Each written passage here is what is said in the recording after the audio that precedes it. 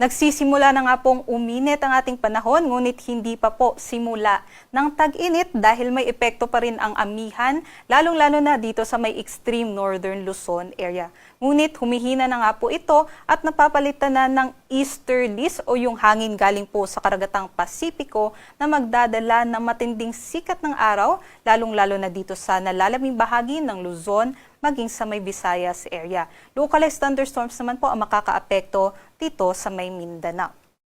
Para sa ating pagtaya ng panahon dito sa Luzon, inaasahan pa rin po natin dito sa may Batanes, Cagayan, Apayao at sa may Ilocos Norte yung bahagyang maulap hanggang sa maulap na panahon na sinamahan pa rin po ng mga isolated light rains dahil po sa amihan. Ngunit sa nalalaming bahagi naman po ng Luzon, inaasahan natin yung mainit at malinsangang panahon kaya't magdala po tayo ng mga payong panangga po sa tinding sikat ng araw and also magdala po tayo ng mga tubig para hindi po tayo ma-dehydrate throughout the day. Possible pa rin po yung mga localized thunderstorms dito po sa may Luzon area dulot ng easterlies. Ito po yung ating mga agwat ng temperatura at dahil mainit na nga po ngayong araw, possible po yung between 21 to 33 degrees Celsius na temperatura dito sa may Tuguegarao. 23 to 31 degrees Celsius naman po sa Metro Manila at sa may Legazpi at 23 to 30 naman po sa Lawag. Ngunit mas mababa naman po yung temperatura natin dito sa may Tagaytay at sa may Baguio. Sa Tagaytay po 20 to 29 at sa Baguio naman 15 to 21 degrees Celsius. Dito naman po sa may Palawan, Visayas at sa may Mindanao, inaasahan nga po natin matindi din po yung sikat ng araw. Kaya't yun nga po, possible pa rin po yung maalinsangan at mainit na panahon at posible yun yung mga thunderstorm activities, especially pagdating po ng hapon hanggang sa gabi. So possible pa rin po na magkaroon po tayo ng mga biglaang buhos ng ulan, especially sa hapon.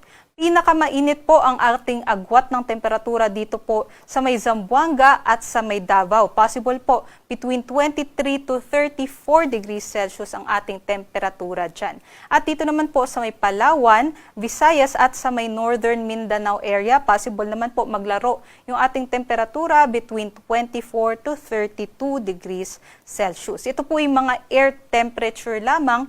Iba pa po yung damang init o yung heat index. Ito pong heat index ay kombinasyon na ng alinsangan o halumigmig o moisture at pati ng air temperature. Kaya't mas aakyat pa yung damang init natin dito sa may Metro Manila, 33 to 34 degrees Celsius po yung ating na-record kahapon at pinakamataas naman po yung heat index natin sa may Cotabato City, Maguindanao hanggang 40 degrees Celsius po ang kanilang damang init kahapon. Ganon din po ang ating magiging heat index ngayong araw, kaya't malaking bahagi nga po ng ating bansa, doble ingat dahil yung ganitong mga heat index po ay nasa extreme caution category kung saan possible po yung heat cramps, heat exhaustion at maging heat stroke.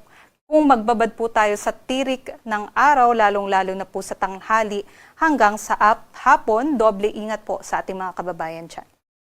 Para naman po sa kalagayan ng ating karagatan, wala po tayong gale warning kaya't malayo din po makakapaglayag yung ating mga kababayan. At within the next 4 to 5 days, wala din po tayong nakikita na low pressure area o bagyo na mamumuo sa loob at labas ng ating area of responsibility.